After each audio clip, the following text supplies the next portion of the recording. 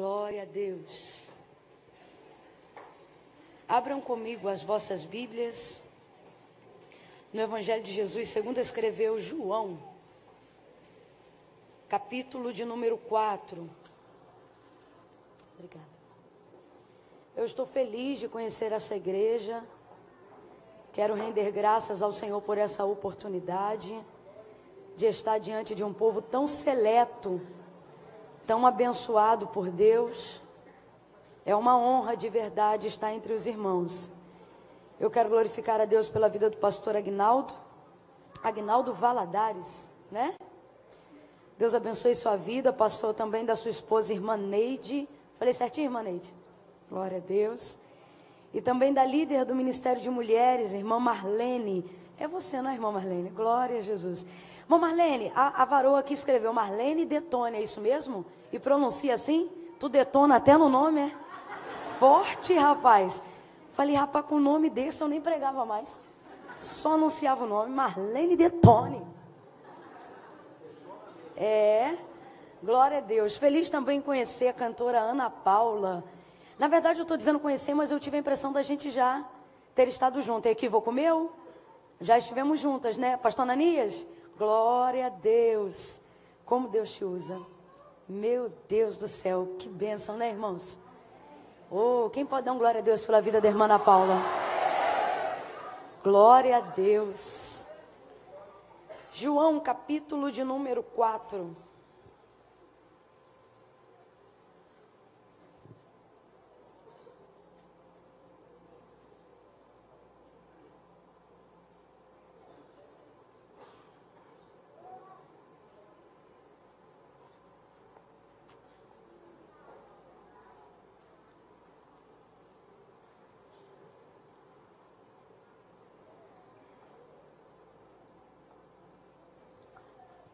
Tô seca, irmão, pensa. João 4, do verso 1 em diante. Quem achou pode dar um amém? Amém. Amém. Diz assim o texto. Quando os fariseus ouviram que Jesus fazia e batizava mais discípulos do que João, se bem que Jesus mesmo não batizava e sim os seus discípulos, ele deixou a Judéia e voltou outra vez para a Galiléia. E era-lhe necessário passar por Samaria. E chegou, pois, a uma cidade samaritana chamada Sicar, perto das terras que Jacó dera a seu filho José. E estava ali a fonte de Jacó. E Jesus, cansado da viagem, assentou-se junto à fonte. Já era quase hora sexta. Nisto veio uma mulher samaritana tirar água. E disse-lhe Jesus: dá-me de beber. Pois seus discípulos tinham ido à cidade comprar comida. E disse-lhe a mulher samaritana: como sendo tu judeu, pede de beber a mim, que sou mulher samaritana? Pois judeus não se comunicam com os samaritanos. Pelo que respondeu-lhe Jesus, dizendo: se tu conheceras o dom de Deus, e quem é o que te pede, dá-me de beber, era tu que lhe pediria, e ele que te daria água viva. Diga amém por essa palavra. Amém, glória a Deus. João 4 trata para nós a narrativa de uma história muito conhecida. Nós vamos pincelar rapidamente, caso tenha alguém aqui nessa noite que ainda não tenha tido o privilégio de ouvir falar sobre esse momento da história de Jesus enquanto cumpria seu ministério divino aqui na terra, o encontro dele com a mulher samaritana. Na verdade, há algumas coisas que precedem esse momento que precisam ser explicadas por nós, ou precisam ser entendidas por nós. A Bíblia vai dizer que Jesus ele estava na Judéia, e ali o ministério estava crescendo, a mensagem do arrependimento estava gerando arrependimento e criando um resultado muito grande na Judéia. João já pregava o arrependimento antes de Jesus chegar. E quando Jesus visitou o deserto da Judéia, ele evidenciou, ele credenciou toda a mensagem de João. E isso fez com que o deserto da Judéia, que já era cheio pela mensagem de João, multiplicasse, enchesse ainda mais. Porque ele ganhou todo o respaldo, todo o crédito de que tudo que ele dizia era verdade. Imagine ele falando de alguém que era maior do que ele, mais poderoso do que ele, do qual ele não era digno de carregar nem as sandálias, nem de desatar a sandália dos seus pés. E ele já era um homem extremamente poderoso em obras e palavras. A palavra do Senhor vai dizer que João era poderoso, que nascido do ventre de mulher, Jesus vai dar testemunho dele que igual a ele não tinha. E que desde o dia de sua morte passou-se a fazer guerra do reino dos céus, entendendo que agora ele seria tomado à força. João Batista é alguém que vai inaugurar um novo tempo. E aí ele pregava com tanta autoridade que as pessoas começavam a pensar que não seria talvez ele o Cristo. E aí o texto vai dizer, ele falou a verdade e não mentiu, dizendo, não o sou. Aquele que vem após mim é maior do que eu. E ele já era poderoso. Aí ele diz, do qual eu não sou digno nem de desatar a sandália dos seus pés. Aquele que vem depois de mim, na verdade é antes de mim, porque é nascido primeiro do que eu. Mais poderoso do que eu. Quando João Batista pregando sobre ele, vem chegando ele, João Batista vai ganhar ainda mais crédito em tudo que ele falava. E agora, meu irmão, tem dois grupos de pessoas discipulando no deserto. João e seus discípulos e Jesus e seus discípulos. O texto vai dizer que eram muitos que se batizavam naqueles dias. Não é exatamente Jesus que desce às águas, os que buscam o arrependimento, mas os discípulos de Jesus. Agora veja, o reino de Deus está em abundância, o nome de Deus está sendo glorificado. Aonde já havia uma multidão, agora há uma multidão em dobro. Muitos estão sendo batizados.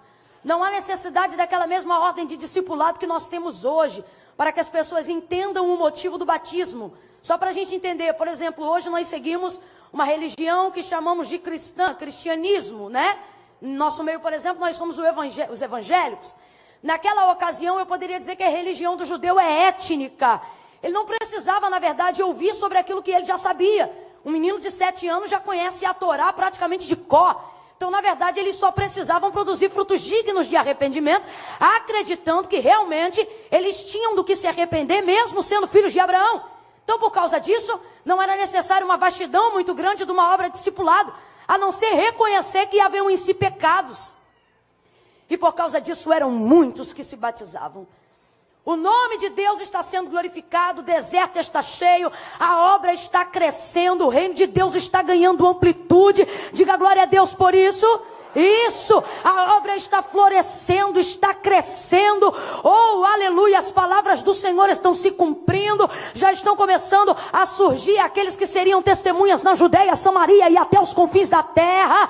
São muitos os discípulos que agora seguem a Jesus. Eu não estou falando somente dos 12 que o acompanhavam, mas de 70 que acompanhavam os 12 e muitos outros que faziam muitas outras pessoas descerem às águas batismais. São pessoas reconhecendo que têm pecados, são pessoas sendo confrontadas pela palavra do arrependimento, pela palavra do confronto, perdão, para gerarem arrependimento. É gente que não está preocupada em tirar o tronco ou o cisco que está no olho do irmão, mas é gente que está fazendo uma análise de santificação em si mesmo, é gente que está procurando uma redenção pessoal. O nome de Deus está sendo glorificado na Judéia. Pense numa obra bonita, pense numa obra bonita que está sendo feita lá. Os discípulos de Jesus batizam de um lado, os discípulos que seguiam a João batizam de outro. Mas a Bíblia vai dizer que de repente sai uma notícia entre os fariseus e eles começam a comentar entre si. Quem começam a comentar entre si? Quem o disse? Os fariseus. Os fariseus começam a comentar entre si, percebendo que os discípulos de Jesus, ou nesse caso Jesus, se bem que não era Jesus, mas os seus discípulos que realizavam a obra do batismo, batizavam mais discípulos do que João Batista. você vai perceber um clima de rivalidade na língua dos fariseus. Esse tom de conversa é o tom de quem está enunciando uma disputa. Vê se isso é conversa. O reino de Deus na terra em ascensão. Filhos de Abraão reconhecendo que tem pecados. Homens estudados na lei, conhecedores da palavra, reconhecendo que precisam de redenção. Há uma obra extraordinária sendo feita. Quem está entendendo, diga amém. E de repente os fariseus começam a comentar entre si que os discípulos de João Batista, ou nesse caso de Jesus, batizavam mais aqui é com I. Eles estão falando sobre valores quantitativos, dizendo que os discípulos de Jesus, ou no caso Jesus, batizava mais do que os discípulos de João Batista. E o texto vai dizer que ao saber disso, ele deixa a Judeia. Tinha que ser conversa de fariseu, irmãos. Deus nos trouxe aqui nessa noite a despertar-nos para uma grande obra de salvação e uma grande obra de amplitude na chamada que o Senhor nos vocacionou. Você vai caminhar em sucesso todas as vezes que estiver associado à palavra da salvação. Você vai caminhar em triunfo todas as vezes que conduzir a sua vida a uma vida voltada para pregar a verdade, a fim de que pessoas se arrependam pelo seu testemunho. O seu ministério será fecundo. A chamada de Deus na sua vida prosperará. E todas as vezes que o reino de Deus estiver em evidência na sua vida, todas as vezes que você prosperar na pregação da palavra, todas as vezes que você prosperar na maneira com que você adora, todas as vezes que você ganhar fluxo na intercessão, todas as vezes que o Senhor virar uma chave de ignição na sua vida, todas as vezes que a estaca da tenda do teu ministério começar a largar, todas as vezes que pessoas olharem para você como referência, todas as vezes que através da sua vida Deus começar a render os mais duros corações da sua casa, oh aleluia, todas as vezes que você invocar o nome do Senhor e você começar a trazer o reino de Deus para a terra, fazendo como Jesus disse: venha o teu reino e seja feita a tua vontade, você vai começar a chamar a atenção de fariseus. E a conversa entre eles nunca é qualitativa.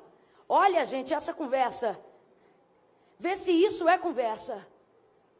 Eles param para falar que os discípulos de Jesus batizam mais pessoas do que os discípulos de João. O rio é um só, é o Jordão. A mensagem é a mesma do arrependimento. O caminho é um só. O propósito é o mesmo, como disse Paulo aos Efésios: uma só fé, um só Senhor e um só batismo. Então pouco importa quem está batizando mais ou quem está batizando menos. Isso não é uma disputa, isso é um propósito. Mas você vai perceber na palavra dos fariseus que há uma disputa eminente. E Jesus, ao saber disso, ele deixa a Judeia. É complicado quando você tem que deixar regiões geográficas que estão prosperando por causa da conversa disseminatória de fariseus. Mas Deus te trouxe hoje aqui para dizer que você não precisa disputar coisa alguma. Deus te trouxe aqui nesta noite para dizer que você não tem que fazer cabo de guerra com ninguém. Deus te trouxe aqui para que você pare de se sentir influenciado pela competição das redes sociais, pela maneira com que as pessoas se dirigem a você, pela maneira com que as pessoas te pressionam acerca de como você conduz a obra de Deus no modelo que Deus te revelou. O Senhor te trouxe aqui para te dizer que o sinal de que é necessário você deixar a terra é quando os fariseus começarem com disputa. Irmã Camila, e por que eu vou sair? Não importa se é você ou se é o outro, é a maturidade que dita quem aguenta sair. É a maturidade quem dita quem não vai discutir. É a maturidade que dita quem não vai ofender. É a mãe, mas tem que ser ela, tem que ser ele, tem que ser eu, não. Tem que ser quem amadureceu e entendeu que o reino de Deus é maior. Só que não é coincidência, não. O texto vai dizer que quando Jesus fica sabendo disso, ele deixa a Judeia. A obra de Deus não é deixada. O batismo não é deixado. A obra de Deus continua sendo feita. Quem se retira do local onde a obra estava sendo feita é Jesus.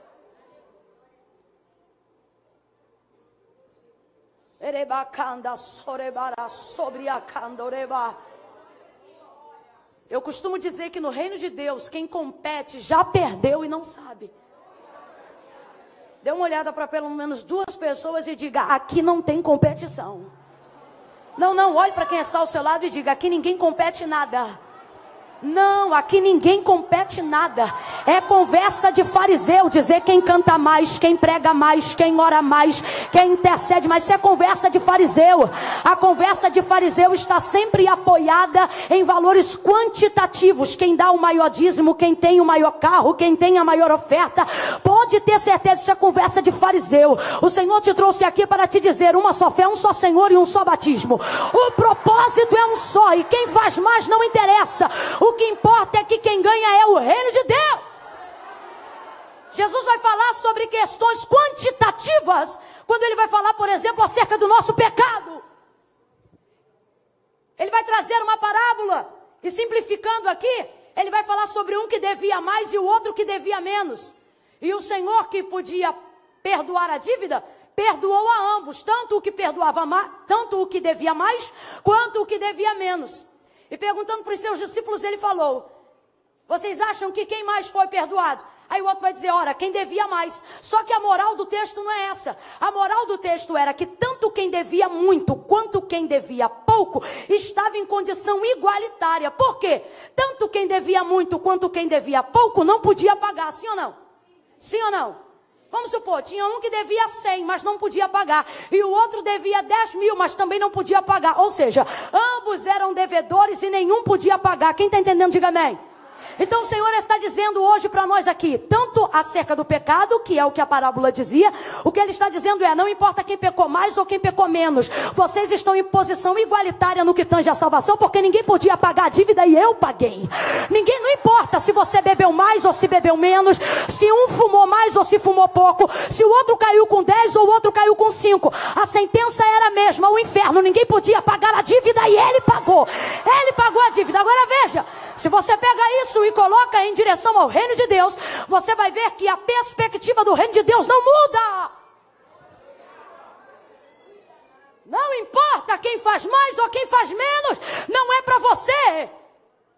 Não sou eu que ganha. Presta atenção. Quando a gente ganha, não é metodista que ganha. Quando a gente ganha, não é assembleia que ganha. Quando a gente ganha, não é presbiteriana que ganha. Quando a gente ganha, quem ganha é o reino. Soma ponto para o reino, para a glória de Deus.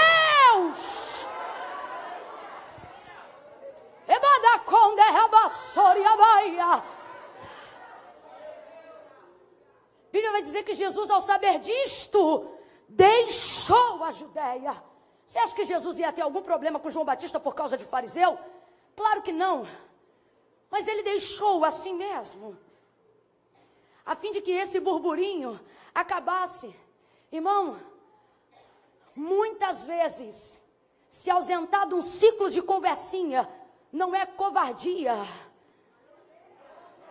é estratégia, é sabedoria, é entender que as coisas não precisam girar em torno de mim. Agora veja, a segunda coisa, o texto vai dizer que isso chega aos ouvidos de Jesus, isso chega aos ouvidos dos discípulos. Jesus não se justifica em nada e nem permite com que os seus se justifiquem, ele simplesmente se retira. Deixa eu te falar uma outra coisa acerca de maturidade, acerca de envolvimento no reino de Deus. Tem que ter maturidade, se não tiver, não vai aguentar se envolver. Nem tudo que chega ao seu conhecimento significa que você deve rebater. As pessoas têm mania de achar que tudo que chega ao seu conhecimento deve ser resolvido por elas. Quem falou? Aonde está essa máxima?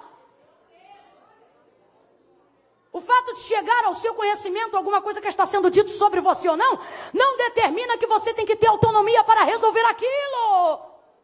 Pelo contrário, quando a primícia da informação te alcança, ela te dá privilégio de tomar uma decisão antes de qualquer coisa.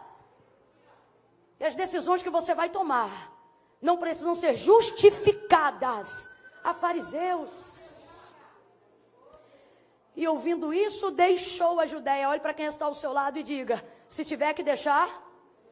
Olhe para quem está ao seu lado e diga: se tiver que deixar, deixa.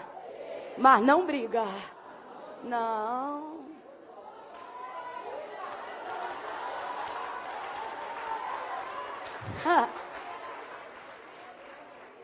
Eu sei que para muitas pessoas esse é o tipo de palavra que gera um teor onde alguém pensa que é covardia.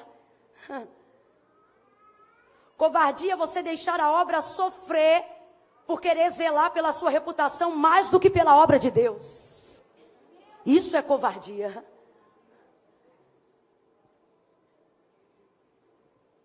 E deixou a Judéia.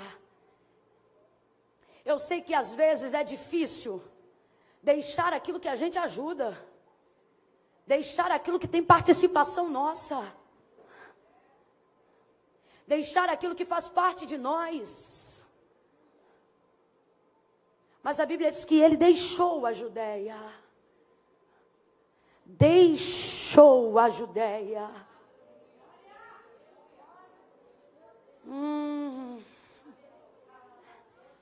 Tem muita disputa por causa de Judéia, com tanto espaço ainda a percorrer.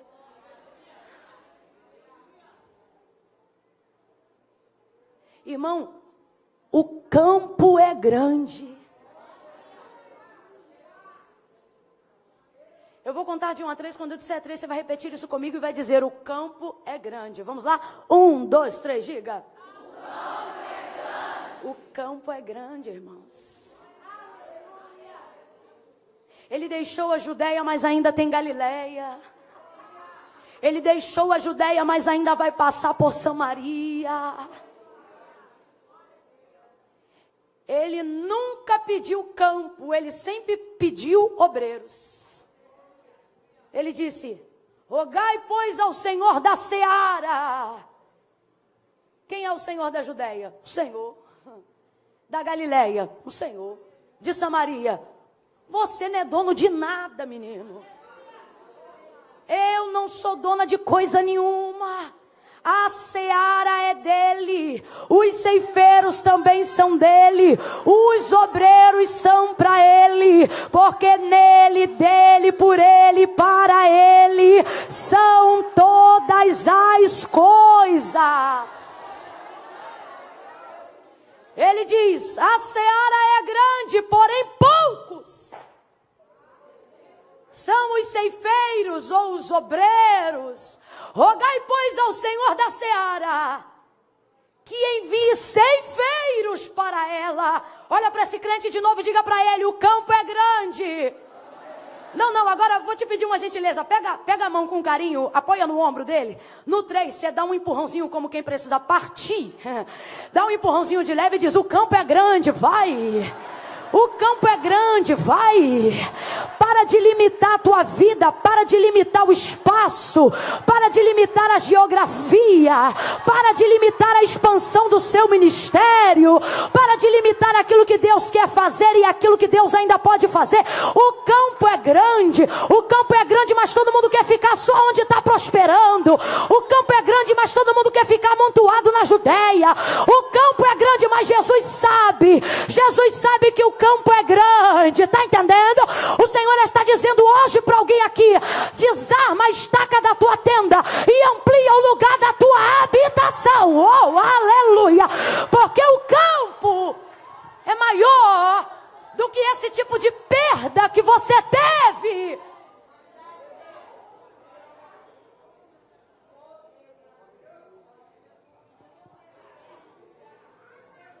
Oh, aleluia!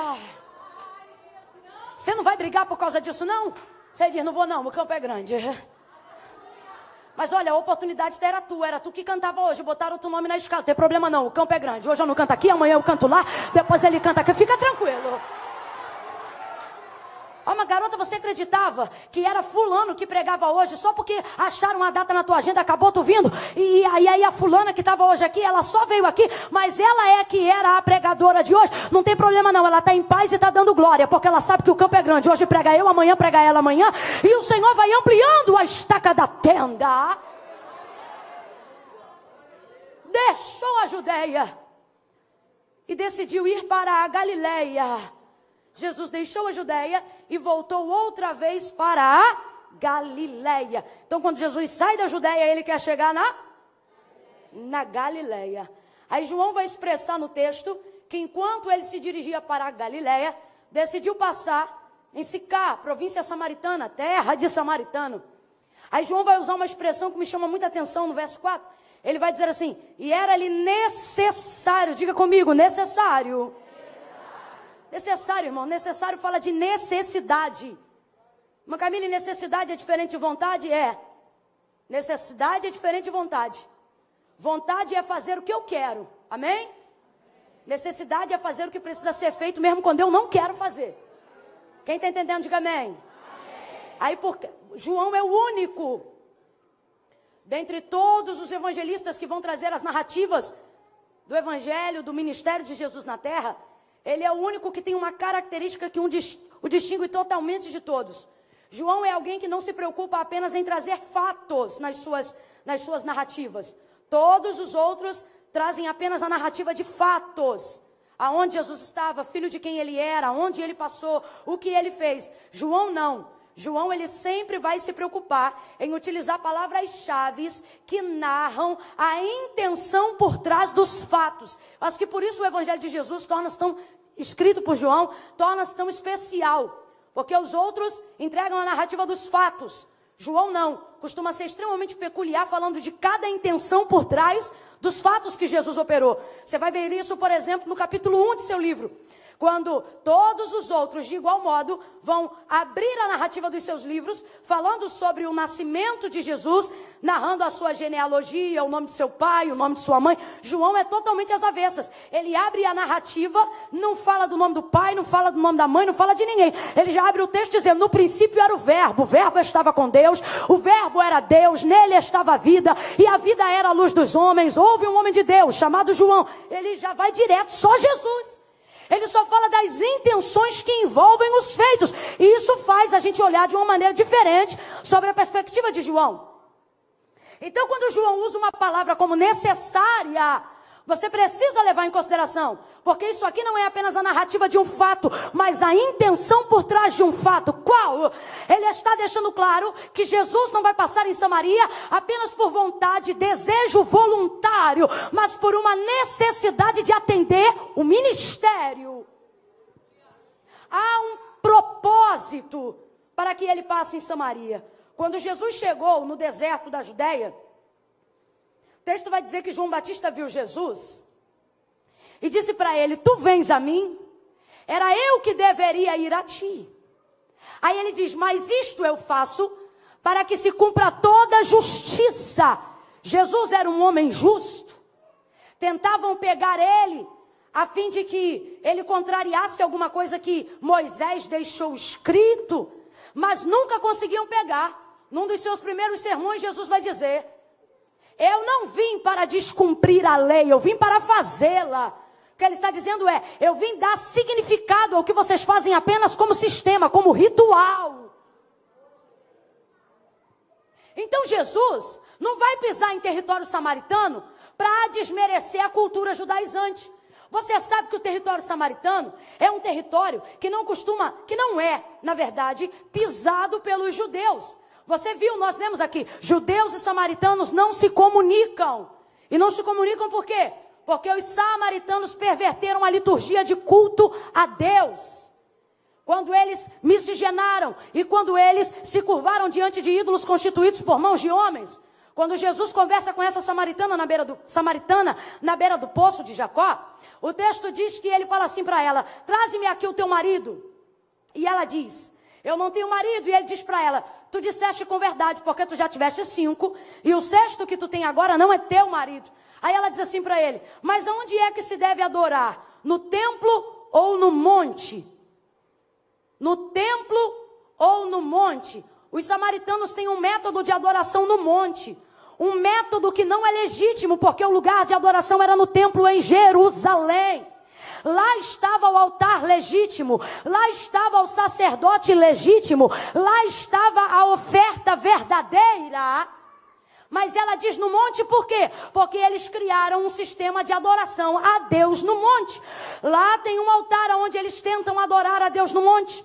Agora, do lado desse altar também tem um altar de Baal. E do lado do altar de Baal também tem um altar de Moloque. Então veja, os samaritanos fizeram uma coisa que muita gente faz nos nossos dias. Quando eles não conseguem se adequar à regra legítima de adoração instaurada em Jerusalém, eles criam seus próprios altares. O que é isso? Seu método de adoração, para que eu não seja obrigado a entrar onde eu não posso, para que eu não seja obrigado a entrar onde eu não me sinto confortável. Eu vou falar bem rasgado para todo mundo entender. É gente que já acha que não precisa confessar pecado, é gente que já não faz mais gabinete, é gente que não precisa vir à igreja, é gente que já ora no próprio quarto, ele mesmo pede perdão, ele mesmo se perdoa, ele mesmo se pune, ele mesmo se levanta, ele mesmo vai para a igreja, ele decide quantos meses ele vai ficar em disciplina, ele mesmo volta. Que tipo de gente é essa? É gente que criou um método de adoração para não se sentir excluído da adoração legítima, porque já não se enquadra a maneira correta de adorar. Talvez você diga, irmã Camille, tem maneira correta? Tem, é só ler a Bíblia. Deus decide como deve ser adorado. A gente é tão falho na nossa adoração que a Bíblia diz que para isso ele criou os anjos. Os anjos adoram a Deus exatamente como ele deseja ser adorado. Porque se Deus dependesse de ser adorado exatamente como deve ser por nós, pensa, hoje eu vou à igreja, amanhã eu não vou. Hoje eu quero dar glória, amanhã eu não quero. Hoje eu estou de mau humor, já pensou? Aí ela diz assim, aonde se deve adorar, no templo ou no monte? O que ela está perguntando é, aonde eu levo oferta para expiação do meu pecado? No templo ou no monte? Parece que ela está fugindo da conversa, mas não está. O que ela quer saber é o seguinte, eu levo oferta para expiação desse pecado aqui agora, de estar com o marido que não é meu. Esse pecado que eu acabei de confessar, eu levo essa oferta aonde? No templo ou no monte? Aí Jesus vai dizer para ela, tu sabes que a salvação vem dos judeus. O que ele está dizendo é, se você tivesse que levar uma oferta para de fato e de verdade receber perdão legítimo, você deveria levar esta oferta no templo em Jerusalém. O que Jesus está dizendo é, nós não consideramos o altar que vocês criaram no monte como lugar de adoração, quiçá como lugar de redenção. Só que aí, olha a situação dessa mulher. Ela diz assim, aonde... Estou transliterando para você. Ela diz, aonde eu levo oferta para a expiação desse pecado? No templo ou no monte? Aí Jesus vai querer dizer para ela, ficou ruim para você, porque no templo tu não entra e no monte Deus não recebe?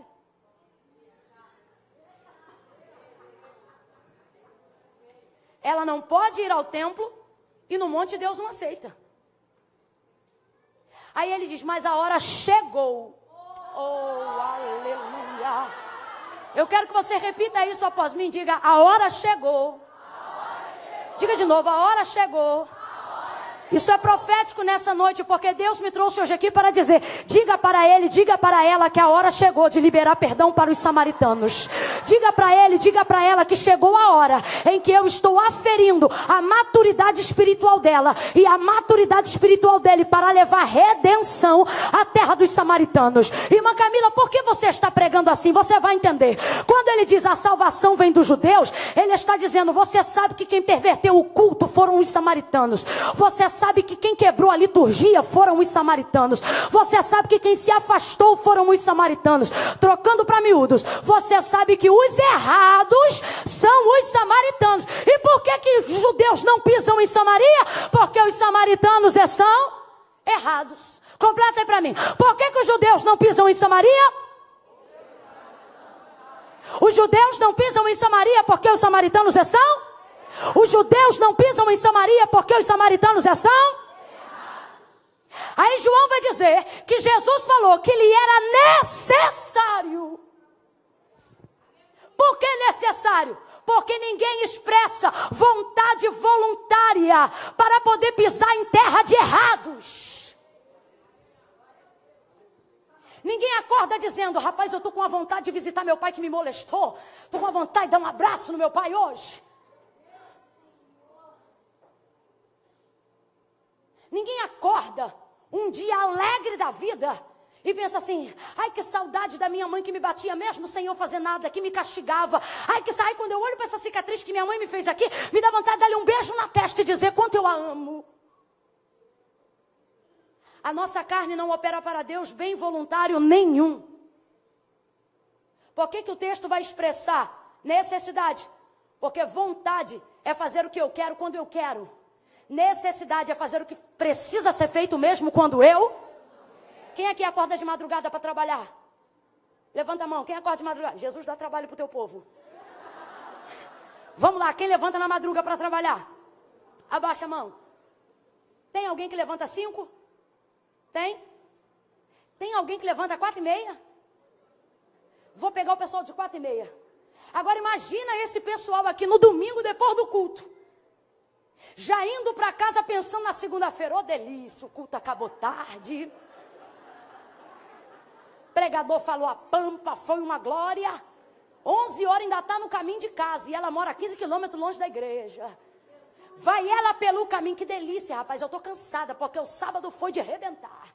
O domingo foi explosão. Deu faxina, lavou banheiro, cuidou de filho, tirou meleca, instruiu na correção, foi para EBD, fez cantina de noite, vendeu coxinha, enfiou a barriga no tacho.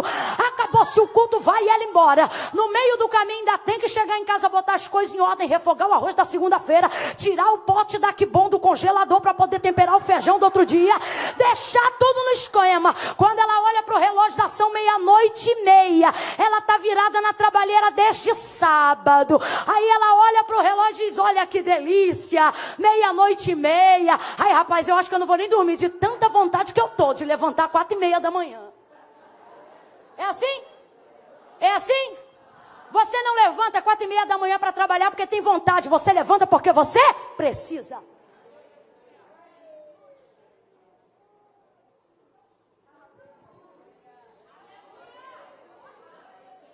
O que a maturidade em Deus nos permite fazer? Permite colocar as nossas responsabilidades na frente das nossas vontades. Quando é que você vê que teu filho cresceu? No juízo, na mente. Quando você percebe que ele tem vontades, mas ele aprende a priorizar as responsabilidades.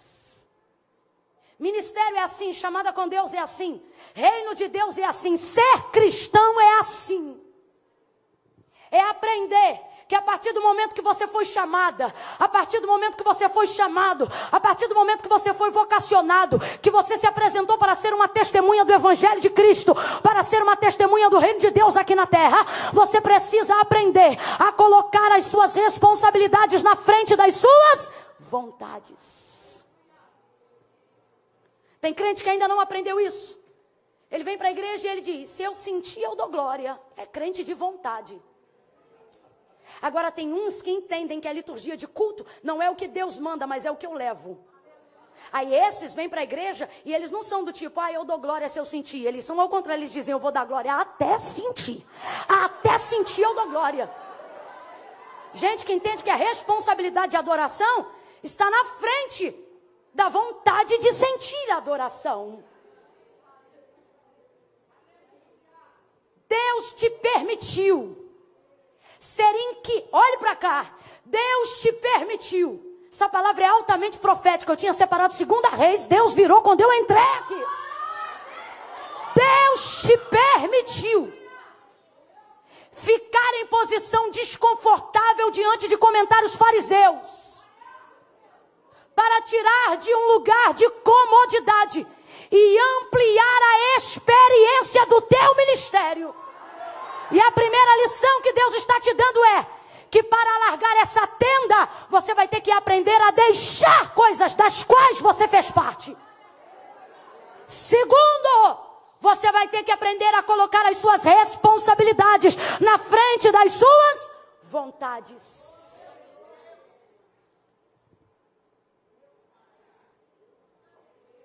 Quem tem um chamado não faz só o que quer. Quem teve ousadia para abrir a boca e dizer, não vivo mais eu, mas Cristo vive em mim, então tem que parar de fazer só o que quer. Só dá glória se quiser, só adora se quiser, só perdoa se quiser, só faz o que quer. Se você continuar controlando a sua carne pelos sentimentos, você cairá na armadilha do seu próprio coração. Filtre os seus sentimentos e emoções com oração. Nem tudo é do jeito que você sente. Não dá para guiar uma vida baseada por emoção. Não dá para viver e basear uma vida por arrepio. Não é só por arrepio que Deus se apresenta. Aí você sentiu um arrepio, frio também arrepia. Deus te trouxe aqui para te dizer, eu estou te dando maturidade, para que você entenda que o seu ministério, que a sua vida, que a sua casa, que a sua família, que o seu trabalho, que a sua vida financeira, que a sua vida espiritual, que a sua vida emocional está habilitada a crescer, quando você entende que as suas responsabilidades com a vida cristã vêm na frente das suas vontades.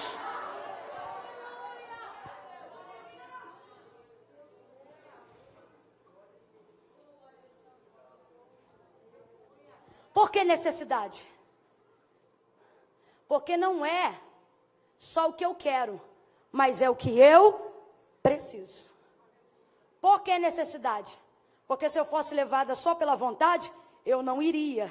Mas como eu não sou guiada pelas minhas vontades,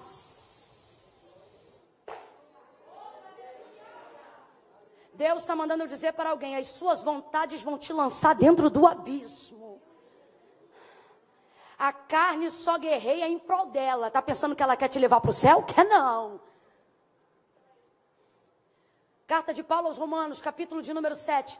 O querer bem está em mim, mas não consigo fazê-lo. Porque toda vez que quero fazê-lo, encontro outra lei que opera nos membros da minha carne e que me impede de fazer o bem que eu sei que preciso fazer. O querer bem está em mim, mas não consigo efetuá-lo. Porque encontro outra lei operando nos meus membros que milita contra esta lei de querer fazer bem. Todas as vezes que isso acontece, ocorre que o bem que quero fazer, não faço. Mas o mal que eu não quero, esse miserável homem que sou, quem me livrará do corpo desta morte? Você sabe por que tem gente aqui que está afastada dos caminhos do Senhor e ainda não voltou ao centro da vontade de Deus? Porque está esperando vontade. Você está esperando o quê? O dia que você sentir um arrepio? Irmão, não leva mal não, mas eu vou falar. Salvação não é emocional não, é consciência de que você é pecador e vai queimar no fogo do inferno, se não reconhecer que precisa de perdão dos pecados. E que só Cristo pode dar. Isso aqui nem emocional não, é decisão. Pelo contrário, Paulo vai dizer, apresentai o vosso culto racional a Deus. Espírito Santo não está aqui para arrebatar a tua consciência, não. Ele está aqui para te tornar mais consciente. E de maneira consciente você entender que não tem outro caminho. E precisa fazer hoje aqui como Pedro. Para quem iremos nós? Se só tu tens palavra de vida eterna. Paulo vai dar graças a Cristo Jesus. Por quê? Porque Jesus é o único que pode corrigir e endireitar a vereda do seu caminho. Para fazer aquilo que agrada a Deus. Quando Jesus pisa em Samaria, Ele não está ali apenas porque quer. Ele está ali para cumprir uma demanda do chamado. Oh, aleluia! Oh, aleluia! Jesus vai chegar ali. Geograficamente, Samaria está entre Judeia e Galileia. Quando Jesus deixa a Judeia, ele quer chegar onde? Em Samaria? Quem lembra? Quando Jesus deixa a Judeia, ele quer chegar em? Aquilo que está no meio do meu caminho não pode me impedir de chegar aonde eu quero. Agora veja, entre Judeia e Galileia está... Vamos lá, crente, entre Judeia e Galileia está?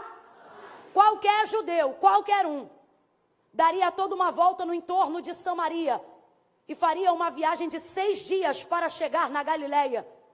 Mas Jesus não vai dar volta no contorno de Samaria. Jesus vai passar a entrada da porta de província samaritana. Porque a distância mais curta entre dois pontos é sempre uma linha reta. Qualquer outro judeu faria um contorno. E ao invés de chegar aonde desejava, que é Galileia, em 3 dias chegaria em 6. Quando você ignora Samaria, você chega na Galileia em... Mas quando você passa pelo território samaritano, você quebra a viagem na emenda e chega em... Jesus não vai dar contorno em Samaria, Jesus vai passar pela província samaritana. Tudo leva a crer que uma viagem de 6 dias vai durar 3 dias. Porque Jesus está decidido a não ignorar a província samaritana. Eu tenho 2 palavras de Deus para você. Primeira, fazer a vontade de Deus realmente não é fácil. Mas fugir dela dá mais trabalho. E tem gente aqui fugindo da terra samaritana. Tem gente que entrou hoje aqui, é crente, dá glória a Deus, é dizimista, toma santa ceia, canta, prega, ora, intercede, mas ainda não está vivendo metade da plenitude de tudo aquilo que Deus determinou para a sua vida, só porque vem ignorando o território samaritanos. Volto a dizer, que território é esse? Porque eu não estou falando da samaritana não, eu estou falando de você. Que território é esse? É o território do erro. É o território de quem errou comigo. É o território de quem falou comigo. De quem falhou comigo. Quando Jesus conversa com aquela mulher, ele deixa isso claro. Ele diz, a salvação vem dos judeus. Então os judeus não pisam na terra dos samaritanos, porque os samaritanos estão errados. Os samaritanos estão... E quando é que eles ficarão certos? Se a salvação vem dos judeus, mas os judeus não pisam lá. Porque em terra de errados, a gente espera que quem errou vá pedir perdão. Presta atenção que é contigo mesmo. Você está entendendo o teor central da palavra? Áreas retidas na sua vida. Viagens longas, quando deveriam estar encurtando-se. Pessoas cansadas, e você pensa que esse cansaço é obra de Deus. O Senhor está dizendo, não, esse cansaço é o caminho que você tem traçado para longe do conserto. Esse caminho,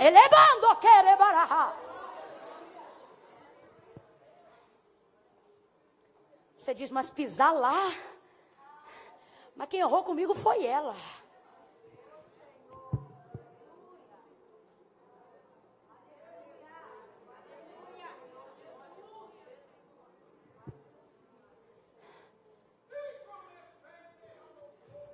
Aleluia. Eu vou falar do jeito que Deus está mandando eu falar, sem arrumar na minha boca. Você pensa que o seu problema é que você ora pouco. Não, não é. Porque você podia orar pouco. Se estivesse no lugar do centro da vontade de Deus, você oraria pouco, mas sua oração seria mais eficaz. Ela não é. Não é porque você ora menos ou porque ora mais. É porque você está recusando-se a pisar em terras que o Senhor já tem te conduzido há tempos. Tem gente aqui que era para ter acabado o trajeto em 3 dias. E olha o perigo de você tardiar. O desconforto que é pisar em território samaritano. Uma viagem de 3 dias leva menos ou mais bagagem do que uma viagem de 6 dias. Uma viagem de 3 dias leva menos ou mais bagagens do que uma viagem de 6 dias? Menos. Uma viagem de 3 dias é menos ou mais cansativa do que uma viagem de 6 dias? Uma viagem de 3 dias incha mais ou menos as pernas do que uma viagem de 6 dias? O Senhor está dizendo para alguém aqui, menos, bem menos, menos. Tem alguém já quase se descabelando e o Senhor está dizendo, menos, menos. Tem alguém aqui se perturbando, dizendo, ai, porque eu vou morrer, a obra de Deus vai me matar, esse departamento vai me engolir. O Senhor está dizendo, menos, menos, menos, bem menos. Não deixa essa batata comigo só não. Divide o bolo com o irmão que está do seu lado, diga para ele com o maior carinho do mundo, diga menos, tá? Menos. Menos, bem menos.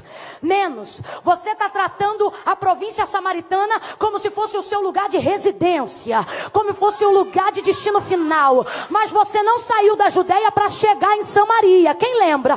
Você saiu da Judeia para chegar na Galileia. O Senhor está dizendo: pare de tratar o seu momento intermediário como o seu lugar final. O Senhor está dizendo: ei, eu não te chamei para morar em Samaria, eu disse que você só vai passar. Deus está dizendo para alguém: o desconforto é temporário, o constrangimento é temporário, a dificuldade de se relacionar é tempo. Pega na mão de um crente aí, em nome de Jesus. Segura na mão de alguém, segure na mão de alguém, segure na mão de alguém. Olhe para essa pessoa e diga: Samaria. Diga: Samaria, terra de errados, terra de quem vacilou. Olhe para ele e diga: Samaria, passa lá. Olhe para ele ou para ela e diga: e se é para passar, passa, passa. O Senhor está dizendo: não vai morar, só vai passar. É temporário, é temporário. O desconforto é temporário, o constrangimento é temporário, o aborrecimento é temporário, o confronto é temporário, o embate é temporário. Vai passar. Deus está me mandando dizer isso para alguém: vai passar.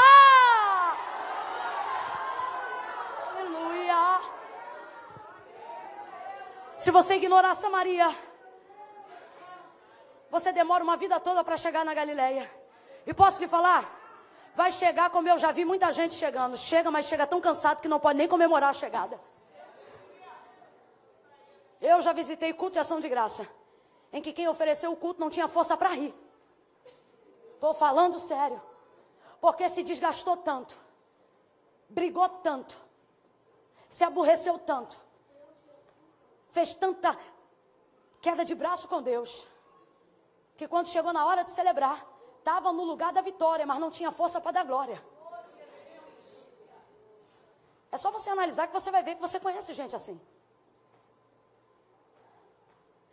Deus está dizendo: tu te apressa em chegar na Galileia queimando etapas. Tu te apressa em chegar no destino final pelos teus meios. Mas Deus está dizendo: eu tenho os teus caminhos. E quando eu te mandar passar por Samaria, passa. E quando tu começares a pensar em tudo que tu tens que enfrentar, o Senhor está dizendo: não esqueça, Samaria é apenas lugar de... Oh, aleluia. Deus está dizendo para alguém aqui: em Samaria não está a sua dor, a sua tristeza. Em Samaria está o seu descanso. Porque aquilo que te inquieta,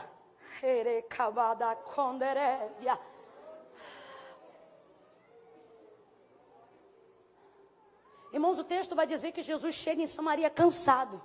Porque esse negócio de fazer a vontade de Deus cansa, tá? Eu costumo dizer que ser crente qualquer um pode ser, até os demônios são. Mas ser salvo é outra vibe.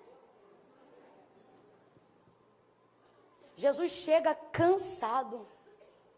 Agora tu vê, se chegando em Samaria, que é o meio do caminho, diga o meio do caminho, já chegou cansado, imagina chegar na Galileia sem ter lugar para descansar. Chegava como? Muitos não chegam. Lembra da parábola que Jesus contou do samaritano? Do bom samaritano? Que passou o sacerdote, viu, não falou nada. Passou o levita, viu também e passou de banda. Mas o samaritano veio e estendeu e ajudou. Aquele homem foi dentro da parábola, estava caído por causa de salteadores. Esses salteadores são nômades ladrões do deserto. Ficam à espreita de quem vai passar.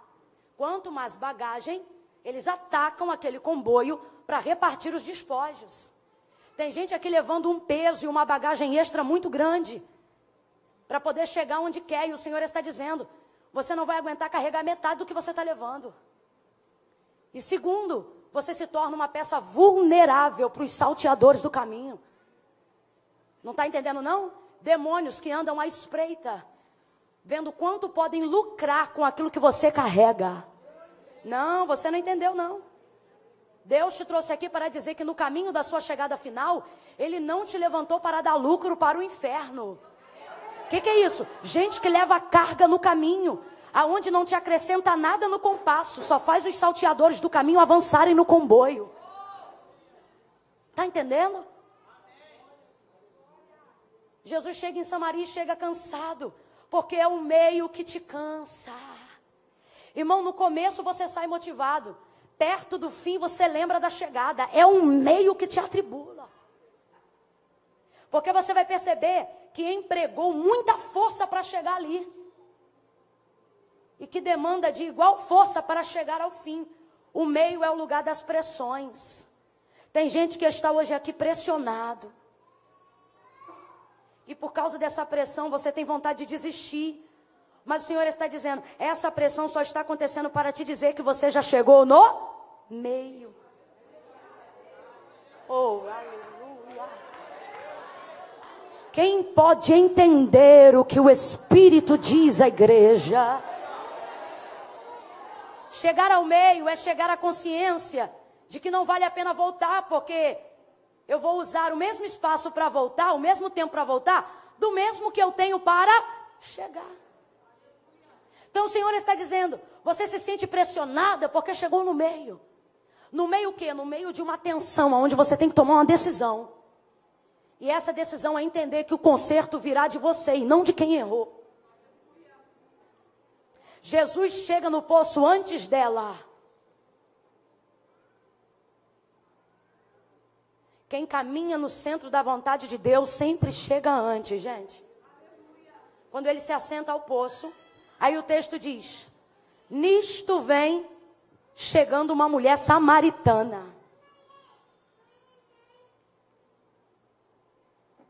Jesus chega e senta cansado. Jesus estava? E por causa que estava cansado, sentou. Quando senta, vem ela. Oh, aleluia. Deixa eu te perguntar uma coisa. Ele sabia ou não sabia onde ela morava? Ele foi ali por causa dela, sim ou não?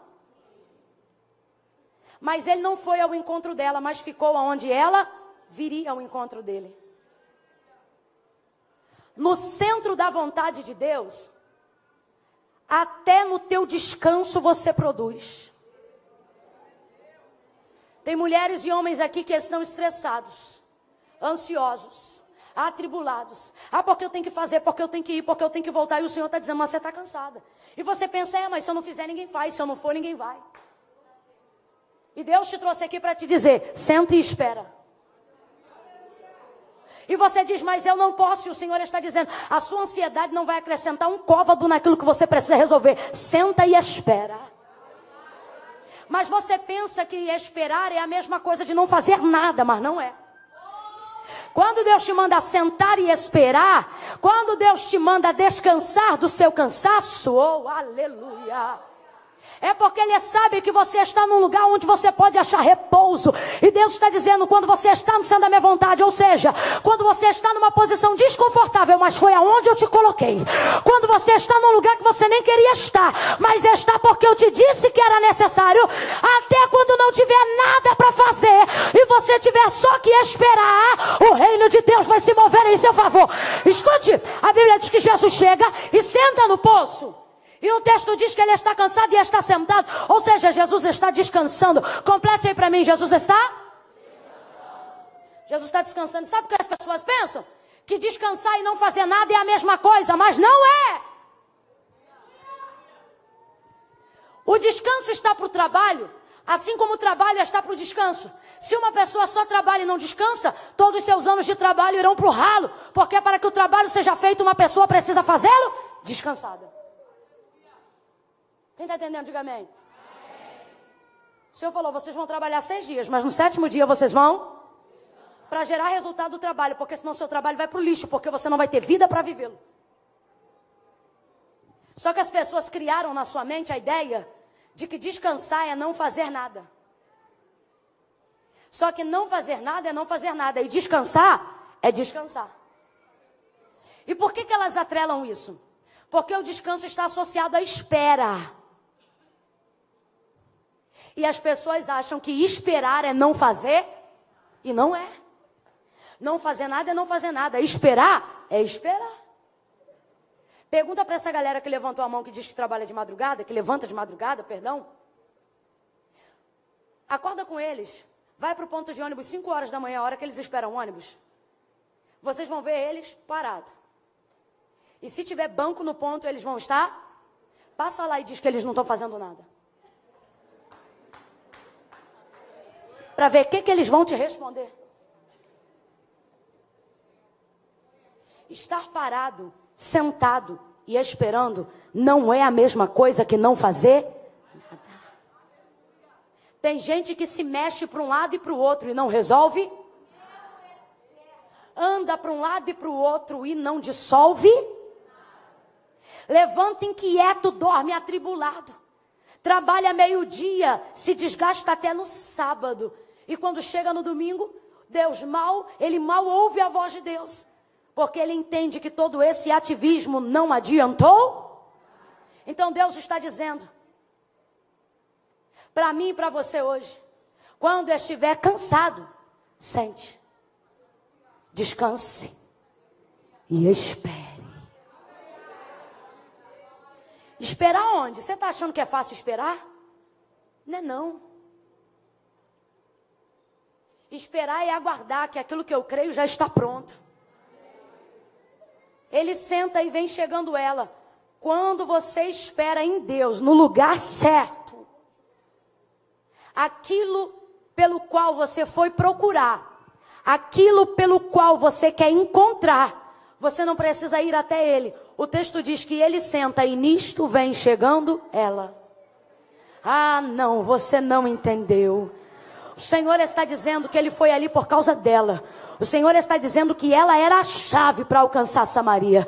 O Senhor está dizendo que ele estava ali a fim de alcançar ela. Mas ele foi na casa dela? Ele entrou na cidade e correu atrás dela?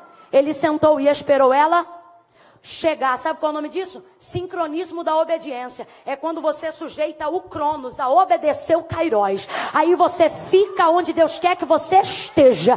E aí aquilo que você deseja, você não corre atrás, mas chega até você. E quem está correndo de um lado para o outro não entende nada. Pega na mão desse crente, pega. Segura a mão dessa pessoa, segura com vontade, vamos lá. Segura na mão dessa pessoa e diga para ela, no centro da vontade de Deus, você descansa, e no seu descanso o Senhor produz. O Senhor está trazendo para perto, o Senhor está trazendo a sua bênção, o Senhor está colocando aonde você está aquilo que você precisa. Aleluia, aleluia. Nisso chega ela. Meu Deus, rapaz, isso é coisa de doido. Isso acontece na nossa vida direto. A gente está lá correndo atrás do que quer, quando a gente não aguenta mais, que os nossos recursos foram embora, que a gente não tem mais capacidade, que o fôlego já se esvaiu, que as forças físicas, a carne já está em frangalho. Aí a gente diz, não aguenta mais, daqui a pouco Deus faz parar do nosso lado que a gente queria. É um jeito de Deus dar um tapa na gente com luva de pelica e dizer, eu não preciso que você faça, eu só preciso que você esteja onde eu quero. Eu não preciso que você meta a mão, eu só preciso que você me obedeça, menina.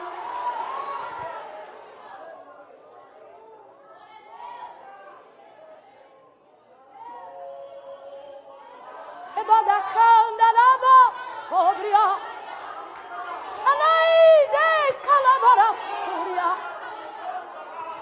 Deus está dizendo, obedeça e eu vou te trazer para perto. Deus está dizendo, obedeça e eu vou te poupar constrangimentos. Deus está dizendo, obedeça e você não vai precisar entrar, você só vai passar. Deus está dizendo, obedeça e eu vou minimizar os prejuízos. Deus está dizendo, obedeça e eu vou acelerar o conserto. Obedeça e eu vou facilitar a ordem da casa. Obedeça, Ele está dizendo para alguém, só obedece, obedece, obedece. Eu vou falar de novo. Ele está dizendo, eu não preciso que você faça, eu só preciso que você esteja.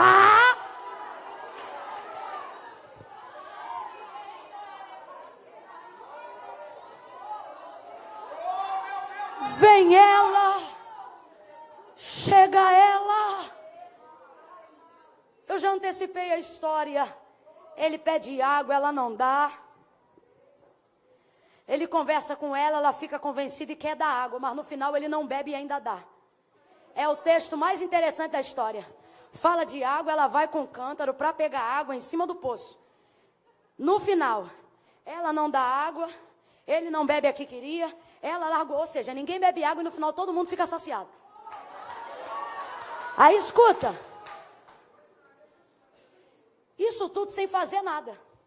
Ela pegou a água? Não, porque o texto diz que depois que conversou com ele, largou o cântaro e entrou na cidade. Ele bebeu a água? Não, porque ela largou o cântaro e ele também não pegou. Veja, é uma das raras coisas na história que as pessoas estão no mesmo lugar e ninguém precisa fazer nada. Você diz, como é que eu vou fazer isso? E o Senhor está dizendo, você não precisa fazer nada, só precisa que você vá lá.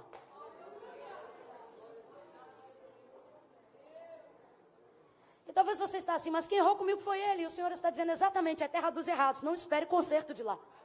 Olha o que Jesus disse para ela, a salvação vem dois. É por isso que ele está pisando lá, porque você não pode esperar o conserto de quem está na terra dos errados. Ele veio de lá e pisou lá. Fala para esse crente aí, pisa lá.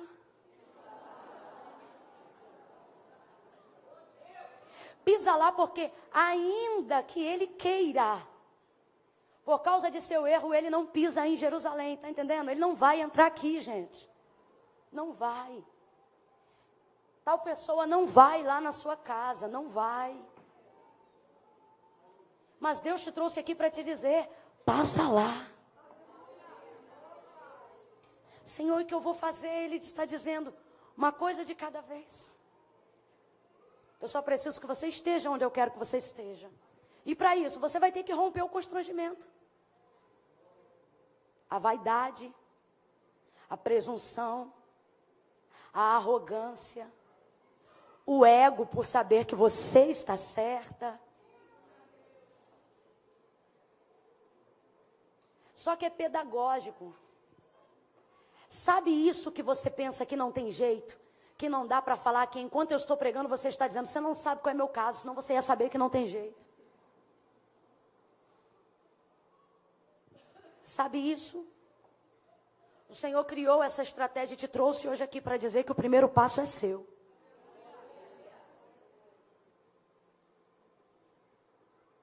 Jesus traz conserto para aquela mulher, ela se arrepende. Ele olha para ela e diz, nem no templo nem no monte, mas a hora chegou. Chegou quando? Quando eu cheguei aqui. O Senhor está dizendo, a sua atitude vai determinar a hora que eu faço o conserto.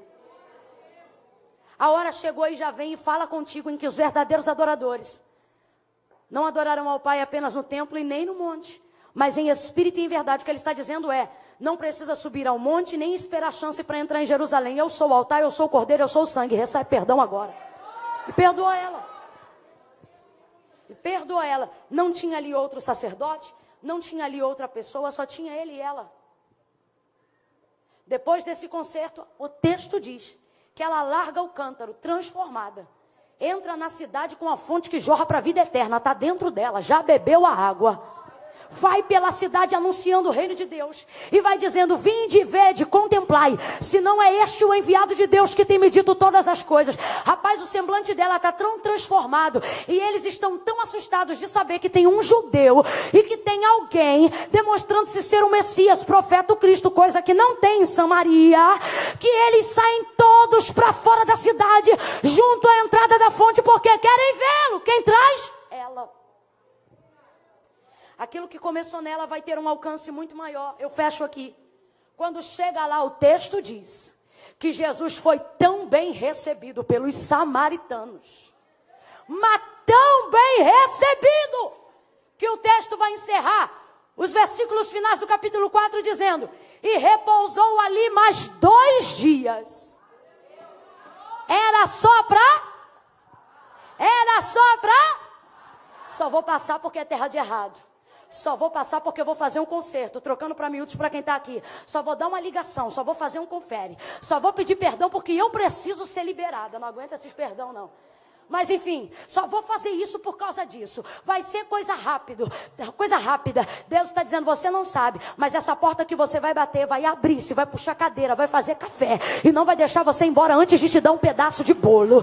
E você que está pensando, não, irmã, é coisa rápida, o Senhor está dizendo, eu vou acrescentar teus dias, para que você saiba que aonde há concerto há alegria, aonde há concerto há comunhão, aonde há concerto há festa, há celebração. Veja, ele precisava chegar na Galileia, ele já ia fazer uma viagem de 3 dias, mas o texto diz que ele decidiu ficar em Samaria mais 2 dias. Então veja,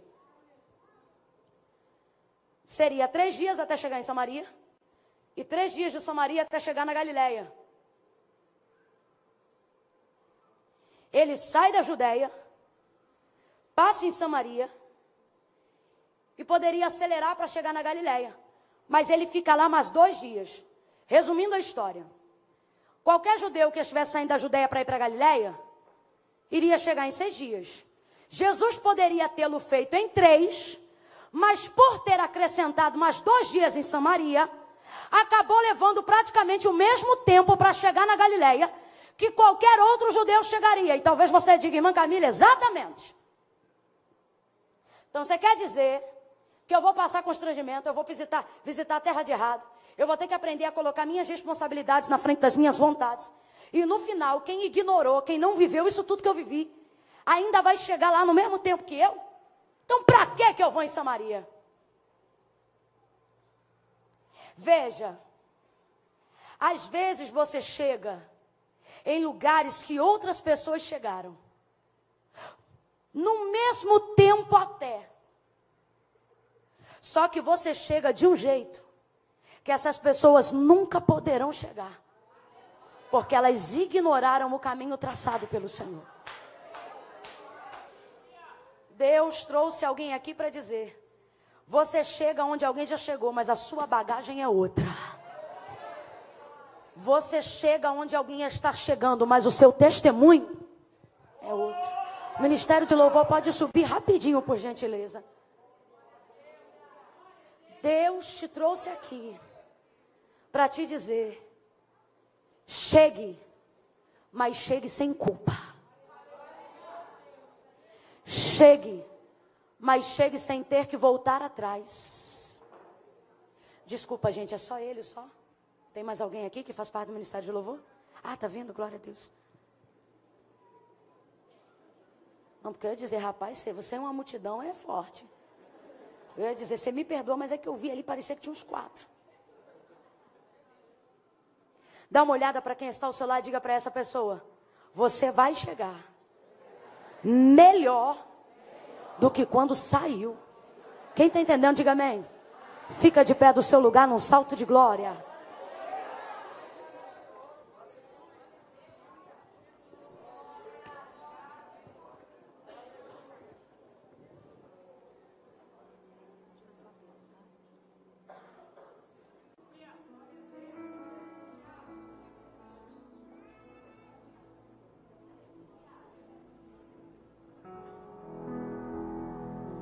Deixa eu compartilhar uma coisa aqui com vocês.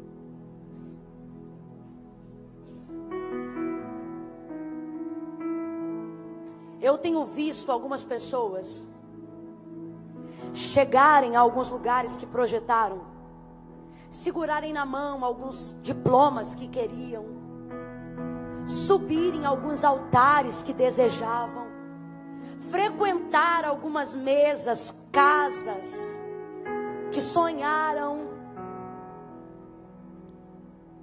Eu tenho visto gente casar com quem queria, fazer parte da igreja que escolheu, mas não conseguir desfrutar em paz do diploma que recebeu, da casa que entrou, da igreja que escolheu, do marido que casou. E quando você senta para conversar com essas pessoas, você vai perceber que na história da vida delas tem uma Samaria que elas decidiram ignorar, porque lhes pareceu em algum momento da vida mais fácil ignorar do que resolver, do que pisar lá. Gente, é melhor andar para frente devagar do que chegar rápido aonde quer para ter que botar o carro na ré e ter que voltar tudo de novo. É noite de livramento para alguém aqui. Deus tem falado comigo de pessoas que estão aqui nessa noite, passando dilemas pessoais, ministeriais, dizendo: irmã Camila, eu sinto que eu estou chegando aonde eu quero, mas por que eu não estou sentindo satisfação no que eu estou fazendo? Por que eu prego, mas não sinto satisfação? Por que eu canto, mas não sinto a alegria da salvação? Por que eu venho à igreja, mas tenho tanto medo do arrebatamento da igreja? Pessoas que estão vivendo na linha do quase. Spurgeon disse uma vez que um quase vencedor não passa de um perdedor. Quem quase entra significa que não entrou. Quem quase vence significa que perdeu. Quem quase acredita não crê. Quem quase salva-se perece. Deus está falando comigo. Você tem vivido uma vida de quase, porque você está deixando um momento, um meio do caminho atrapalhar a sua chegada no final. Samaria é meio. E Deus te trouxe aqui para te dizer: não despreze o meio, pensando no fim. Não queime etapas. Eu quero falar aqui a crentes salvos em Jesus. Tem consertos na sua vida. Eu conheço você e você me conhece. Se desse vazão à nossa vontade, eu pregava aquela mensagem que eu escolhi quando entrei. Aquela que vira. Aquela que a gente sai alegre. Mas às vezes sair contrito é o único jeito de sair transformado. E Deus separou essa noite para dizer a alguém: visite a terra dos errados. Não é seu lugar final e você não vai morar com eles. Mas para chegar onde você quer, você não pode ignorar o meio. Quem está entendendo, diga amém. Fecha os seus olhos, bota a mão no seu coração. Eu quero que você traga na sua boca o nome da pessoa que você não fala. O nome de alguém que você talvez até diga: irmã, quem não fala comigo é ele, quem não fala comigo é ela. Coloca a mão no seu coração e peça ao Senhor para te trazer a memória agora. Quais são as áreas de conserto na sua vida? Faça como Davi nessa noite: expurga de mim os pecados que me são ocultos, Senhor. Você está aqui e não fala com seu pai há anos. Isso não é possível mais. Você está aqui e traz rusgas no seu relacionamento com a sua mãe. Isso é passar na porta do céu e não entrar. Algumas áreas da sua vida, do seu ministério, do que Deus te confiou, estão retidas. Porque você quer evitar constrangimentos temporários, ter que falar de assuntos que te aborrecem. Mas nessa noite o Senhor nos trouxe aqui para dizer: é chegado o tempo de conserto. Eu só quero que você esteja lá. Deus vai colocar no teu caminho ainda por esses dias. Deus vai te dar a oportunidade diante de alguém aonde o conserto precisa ser estabelecido. Fecha teus olhos, curva a tua cabeça. Enquanto você vai orando aí, eu vou contar de 1 a 3. Quando eu disser 3, vai sair do lugar em que está e vai vir aqui para o altar de Deus. Quando eu disser 3, todas as pessoas que estão aqui, mas que se afastaram dos caminhos do Senhor. Você que está aqui e se auto-intitula desviado, desviada. Você diz assim: ah, irmã, eu estou desviado. Você não está desviada, você não está desviado. Eu estou sim, não está. Você está afastado e morre de saudade. Desviado não frequenta culto. Desviado é Alexandre Ladroeiro. Como disse Paulo, desviou-se do caminho. Ou seja, despregou o que pregava. Não entrava mais aos crentes. Você diz: eu sou desviada. Eu sou desviado. Você é desviado e vem para a igreja em plena quarta-feira à noite. Você diz que é desviado e fecha o olho quando a gente ora. Você diz que é desviado e canta as músicas que a gente canta. Você diz que é afastado, mas vez ou outra dá testemunha. Até a porta de emprego que você trabalha, você reconhece que foi Jesus que abriu. Você diz que é desviada e fala com ele lavando louça. Você diz que é desviado e fala com ele dirigindo o carro. O Senhor está dizendo: você não é desviado, você é afastado e morre de saudade da minha presença. Você diz que é afastado, mas você se decepcionou com o sistema religioso, mas ainda ama Cristo. O problema é que você pensa que é possível servir a Cristo longe da igreja, mas um dedo não pode sobreviver fora do corpo. Por isso o Senhor está dizendo: supera as tuas decepções com o sistema e entra no corpo. Talvez você diga: irmã Camila, tudo bem, eu até reconheço que eu preciso voltar e fazer um concerto com Deus hoje, mas eu vou ficar aqui onde estou. Deus sabe, mas não concorda. Porque Ele diz: aquele que me confessar diante dos homens, eu também o confessarei diante do meu Pai que está no céu. Ele está dizendo para alguém aqui: você já me conhece. Como é que você tem cara de não me reconhecer? Quando você precisa, você chama meu nome e eu te respondo. Quando você clama, você me chama e eu te escuto.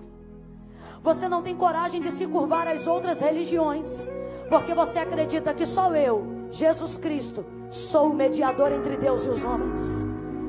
Você tenta chegar onde você quer, mas nunca chega, porque você está ignorando o lugar do concerto, a tua Samaria. Deus está dizendo: você precisa passar. O desconforto é temporário, o constrangimento é temporário, e depois você vai perceber uma alegria tão grande que você não vai nem ter pressa de sair do lugar do concerto. Fecha os olhos, igreja, fecha os olhos. Eu vou contar de 1 a 3. Quem se afastou dos caminhos do Senhor vai descolar o pé do chão e vai vir para o altar. Vai fazer uma aliança com Deus aqui no altar. Irmã Camila, eu preciso ir, precisa, porque Jesus vai te reconhecer diante do Pai, e Ele quer que você o reconheça diante dos homens aqui na terra. Eu vou contar até 3, e todos os pactos anteriores, caso hajam, serão quebrados enquanto você caminha em direção a Cristo, o nome sobre todo nome. Eu vou contar até 3, e você que está aí pensando: vou ou não vou? Vou ou não vou? Será que é para eu ir? O Senhor está dizendo: esse seu vou ou não vou nunca resolveu nada, mas a sua coragem em chegar aqui pode mudar tudo. Irmã Camila, eu só não vou porque eu tenho vergonha. A vergonha é temporária. Ela não faz nada por você, mas a sua ousadia em fazer uma aliança com Deus hoje te fazem chegar ao lugar determinado por Deus. Galileia é logo ali. O que você espera é logo ali. O que Deus tem para ti é logo ali. Você se debate e não vem, se entristece, não vem, se aborrece, não vem. O Senhor te trouxe aqui para te dizer: passa aqui.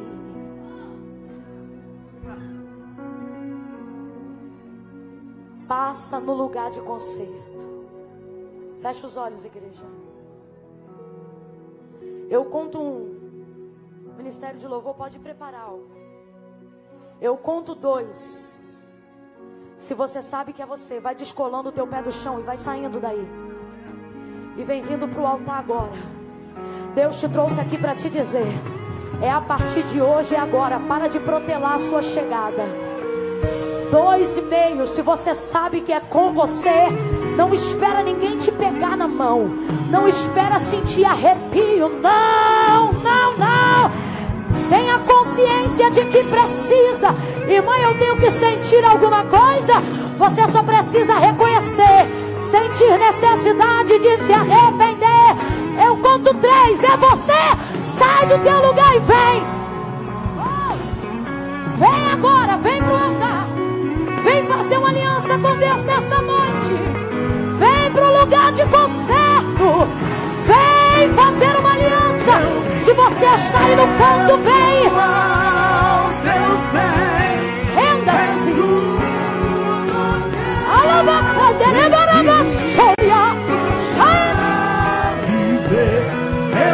Ainda dá tempo para você. Você que está aí atrás. Ainda dá tempo. Levanta a mão, igreja.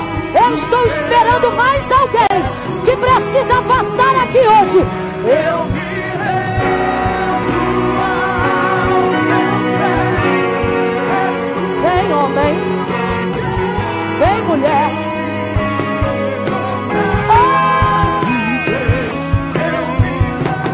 Oh, glória. É noite de concerto. É noite de aliança.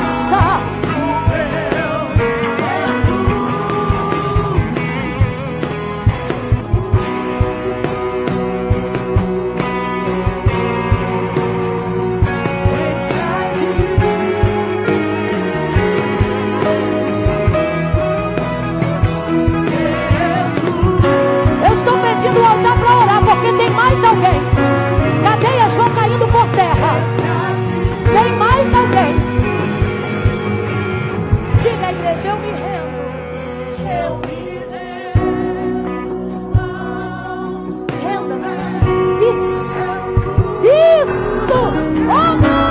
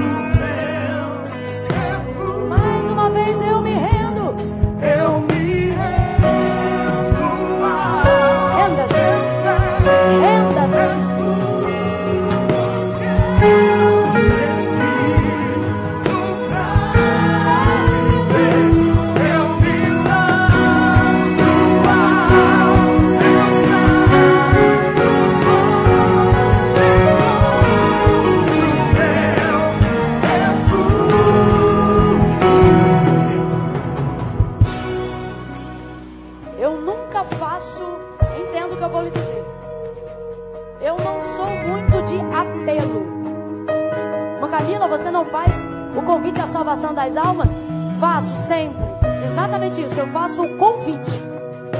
Eu não sou do tipo de ficar apelando,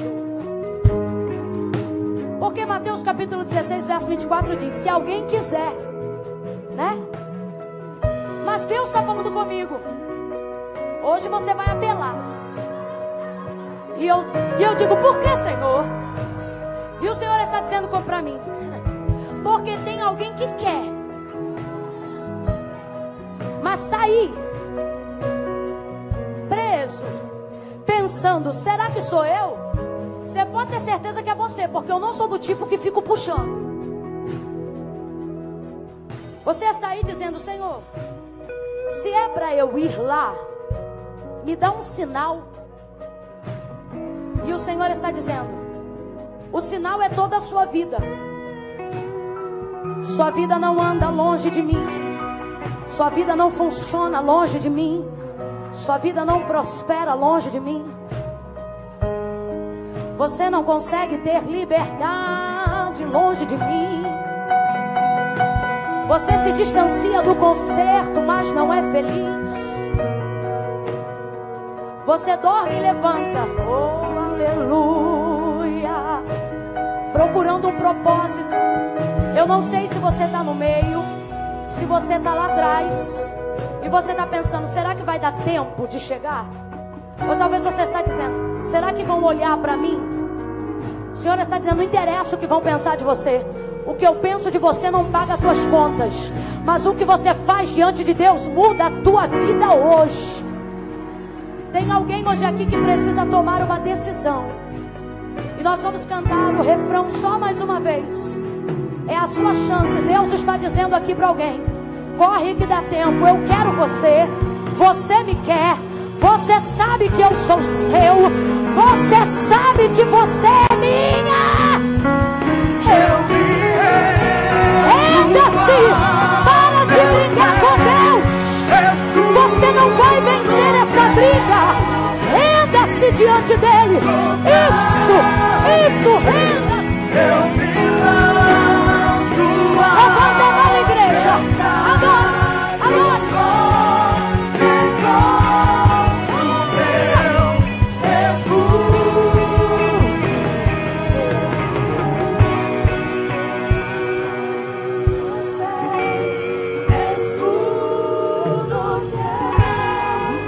Toda a igreja, levante as mãos. Eu me lanço aos teus braços. Glória a Deus. Bem forte. Eu me rendo. Não tem pra onde fugir. Não tem o que fazer. Não dá pra medir força com esse Deus.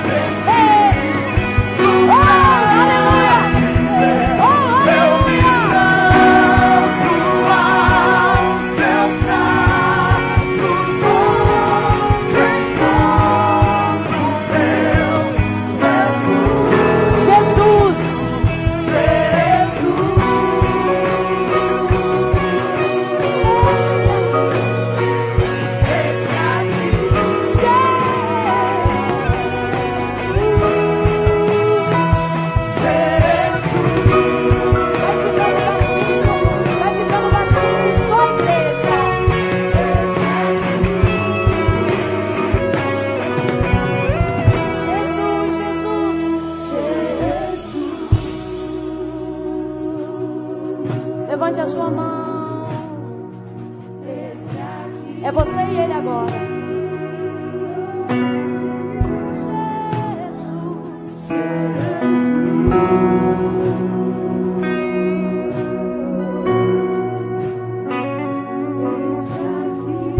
Deixa o corredor liberado, mas segura a mão da pessoa que está ao seu lado.